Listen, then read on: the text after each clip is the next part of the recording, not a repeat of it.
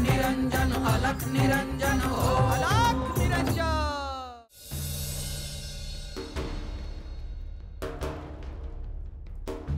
सांगितलं का सगळ्यांना गावात काय सुरू आहे ते? सांगितलं पण, आणि काही माणसंही पाठवतोय आता त्याच्या घरावर।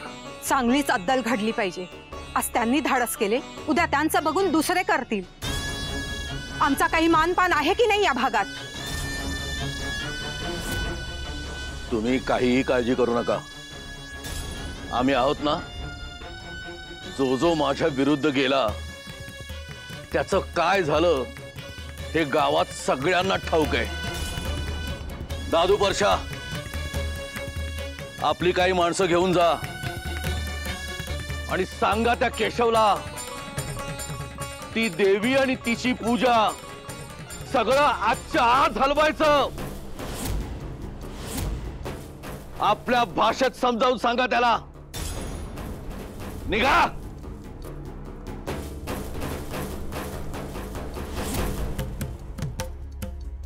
आणि आपल्याकडे पण देवीची पूजा आहे, दर साल होते तशी।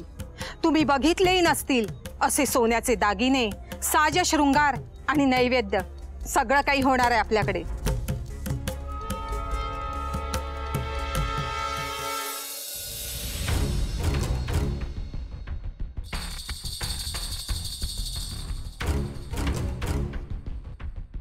शेठजी, एका मुद्रेसाठी तुम्ही स्वतःचे प्राणही पणाला लावले, एवढं बळ आलं कुठं?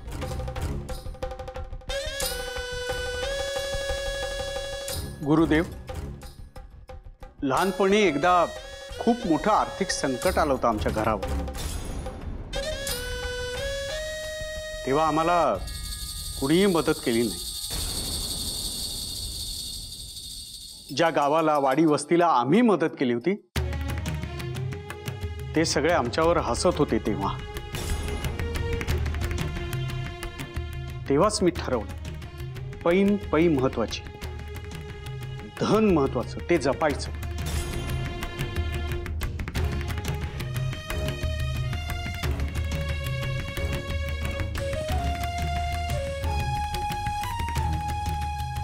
शेठजी, यानंतरच्या आयुष्यात एक बदल करा। धन वाचवण्यासाठी जेवढी शक्ती, जेवढी एकाग्रता तुम्ही लावली, तेवढीच शक्ती, एकाग्रता ध्यान मार्गाकडे, भक्ती मार्गाकडे लावा।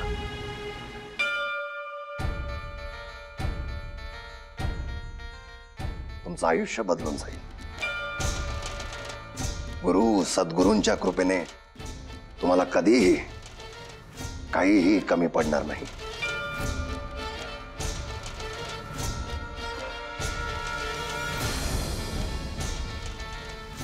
तुम्हीच असा आशीर्वाद दिला म्हणजे मग माझी चिंताच मिटली हो।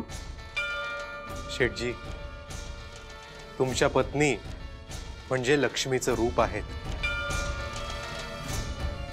त्यांच्या भक्तीच्या पुण्याईमुळे आजपर्यंत तुम्ही वाचलात, परंतु यानंतर असं करू नका।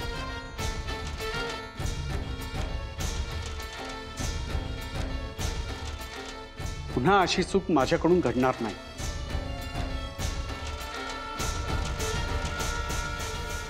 गुरुदेवा, आपण इथे आलात पण आम्हाला आपलं आदरातिथ्य करता आलं नाही। आपण इथे थांबावं अशी आमची इच्छा आहे। मी लगेच स्वयंपाक करायला घेते। माई, तुझी इच्छा आम्ही पूर्ण केलेली आहे। तुझ्या पतीचे संचित वाढलेले आहे, त्याच्यावर जे अपमृत्यूचे संकट होते तेही टळलेले आहे। आता सुखाने संसार करा।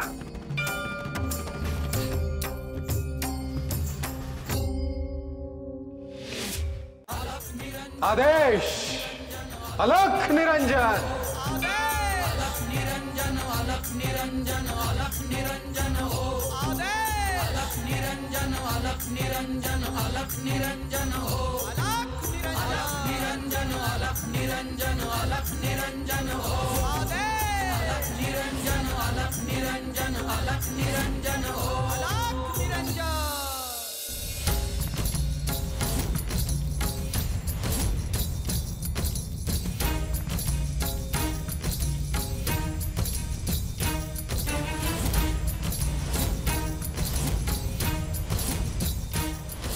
हेच का ते साधुबुवा गावात आहेत अजून?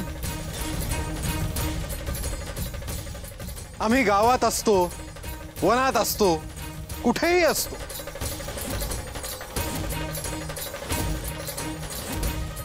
इथून जायला सांगितलं होतं ना तुम्हास?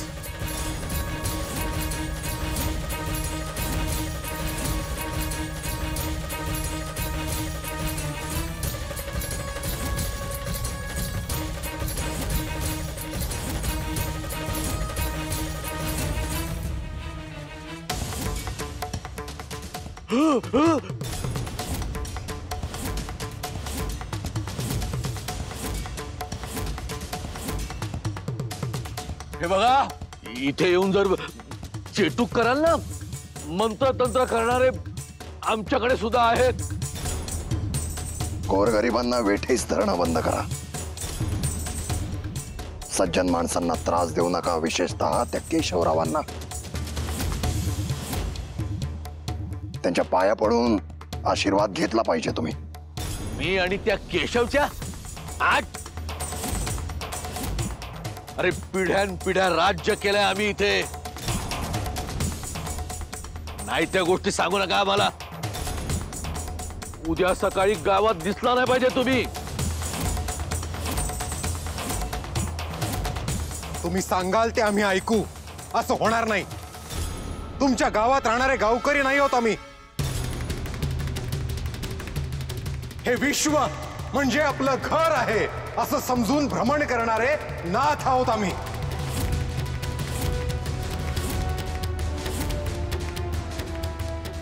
आदेश अलख निरंजन.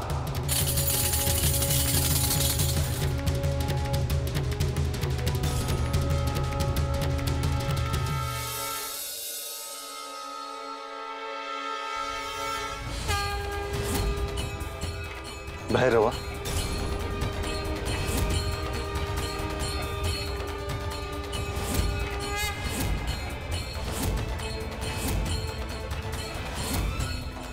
तू इथे? मी तुम्हाला हे सांगायला आलोय की वैष्णवी कुठे आहे हे मला समजलंय. तुम्ही तिची प्रतिष्ठापना करून तिला स्थान करून दिलंय. भैरवनाथ, तुझा हेतू काय आहे हेही आम्हाला समजलं आहे. म्हणूनच तुम्हाला सांगायला आलोय, तुम्ही यात पडू नका. भैरवनाथ, असं कसं होईल? तू जो मार्ग निवडला आहेस तो योग्य नाही. काय योग्य काय अयोग्य ते मी ठरवेन. भैरवनाथ, तुम्ही पार्वती मातेची अनुमती घेतली आहे?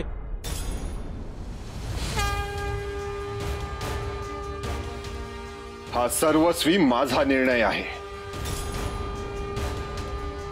वैष्णवी देवीला प्राप्त करणं हे माझं ध्येय आहे. त्याने काय साध्य होईल? माझ्याकडे असलेल्या सिद्धी आणि शक्ती वाढतील.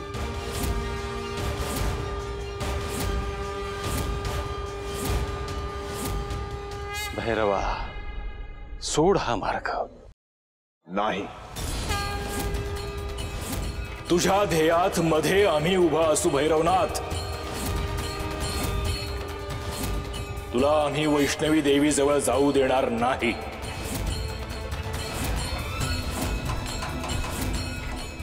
मग युद्ध होईल.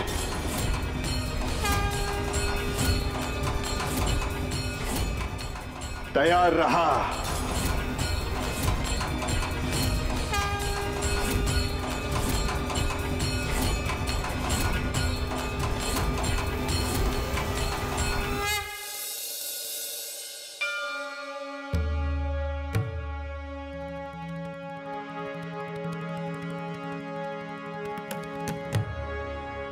आज आश्रमात शारदीय नवरात्रीचे हवन आहे. सगळे मिळून आदिशक्तीचे पूजन करू. हवनाची तयारी करा.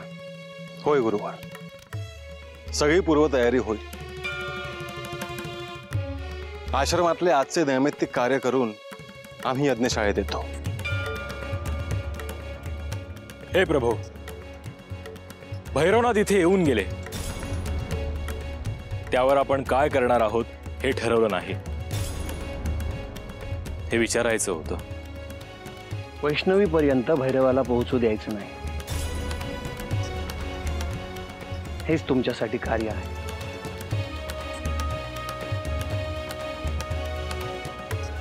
गुरुवर, भैरव श्री महादेव आणि माता पार्वतीची आज्ञा न घेता हे सगळं करतो आहे.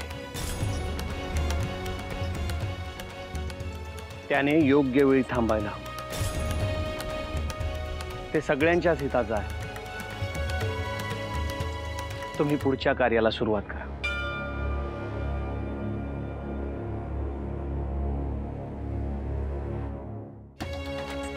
शुभम भवतु.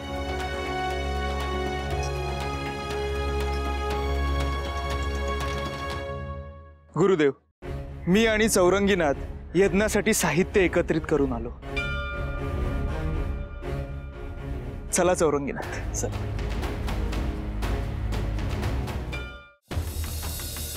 गुरुदेवा, आता पतूर समजा चांगलं चाललं होतं, पण आज उपासाचा दिवस आहे म्हणायचा. अरे अडबंगी, आता तुला हे सगळं स्वीकारावं लागेल. गुरुदेवा, आजच्या दिवस मला समजून घ्या. पुन्हा मी तुम्हाला कवा तारास नाही द्यायचो. अडबंगी, मला वचन दे की ह्यानंतर आश्रमाचे सगळे नियम तू पाळशील.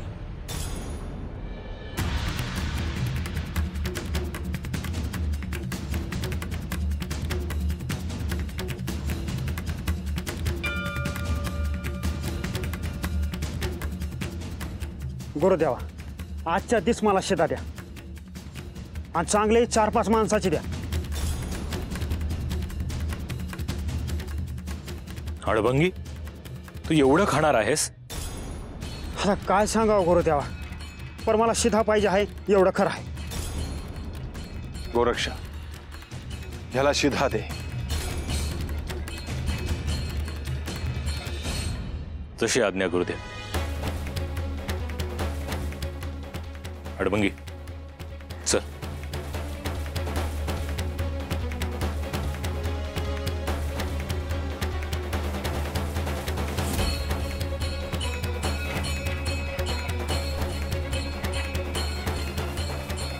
आज सगळ्यांना कळेल की तू एवढी शिधा का मागतोस आणि तिथे नेमकं काय घडतं.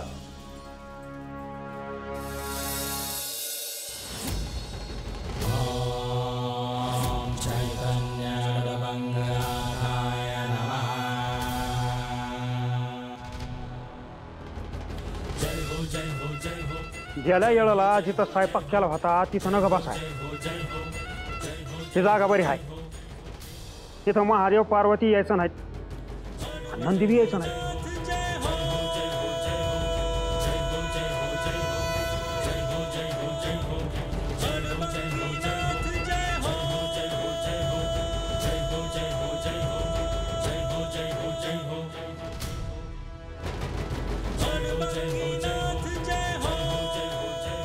गुरुदेव, आपण आम्हाला इथे घेऊन आला आहात, पण त्याचे कारण समजले नाही. समजे. दूर अंतरावर पहा, अडबंगी दिसे.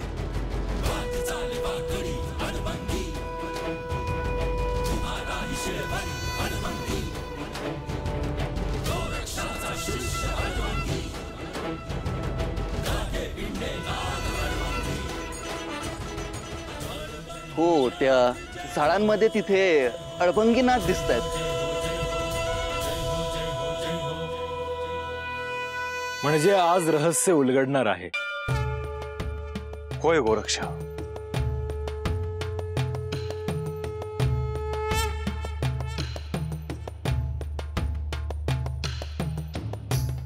अग्निदेवा, जेवण बनवायचं आहे, या आता.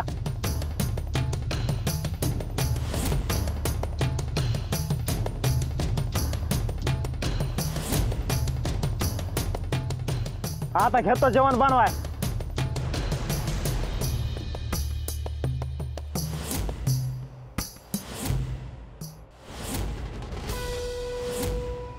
दोन पानं वाढून ठेवली आहेत, एक मला आणि एक कोणी आलं तर, आणि अजून जेवण बी शिल्लक आहे. आज काय बी करून मला जेवण करायचं आहे.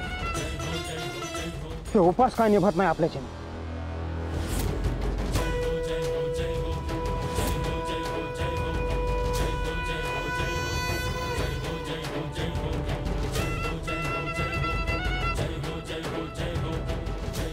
गुरुदेवा, तुम्ही सांगितलं तसं मी देवाला प्रार्थना करतो आहे, पण ह्या बारीने मला जेवाय मिळू द्यावं.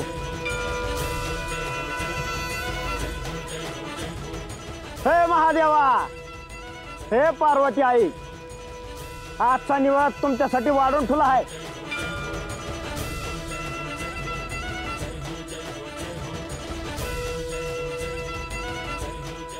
माझी भोळी बाबडी भक्ती गोड मानून घ्या आणि हे निवद बी गोड मानून घ्या.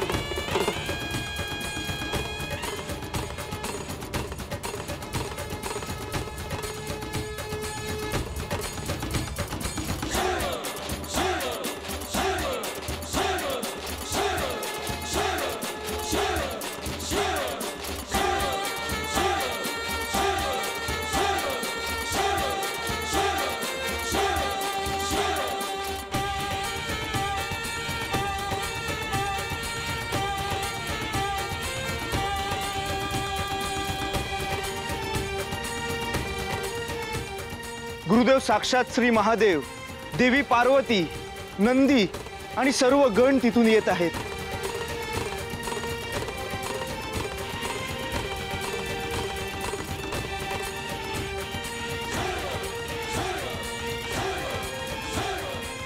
भरतरी, अडबंगी शिधा घेऊन इथे येतो आणि स्वयंपाक तयार करतो, परंतु त्याला मी एक अट घातली आहे की इथे येऊन आधी नैवेद्य दाखवायचा आणि नंतरच अन्न ग्रहण करायचं. तो इथे येतो, स्वयंपाक तयार करतो आणि मग प्रार्थना करतो, आणि त्याने प्रार्थना केल्यावर शिवशक्ती साक्षात इथे पोहोचतात.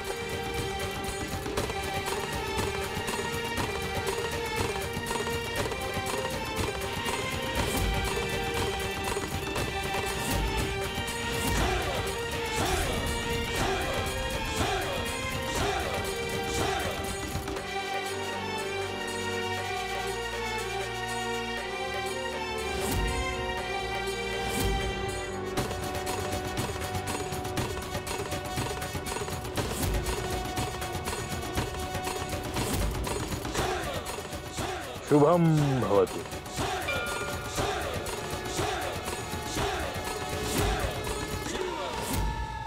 अडबंगी, तू आम्हाला बोलावलंस म्हणून आम्ही आलो जेवायला. तू जे अन्न तयार करतोस त्या अन्नाला जी चव असते त्याचं वर्णन करता येणार नाही बघ.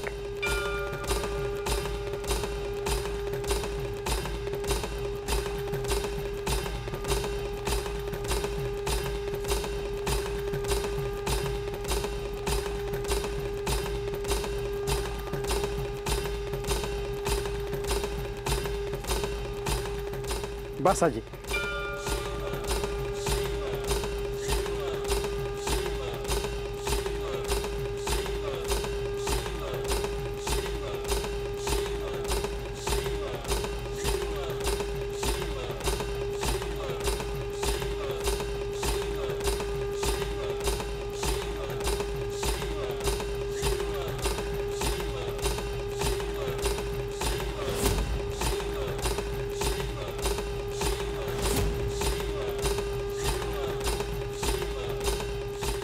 अडबंगी, सर्वांना एकाच ठिकाणी जेवण ठेव.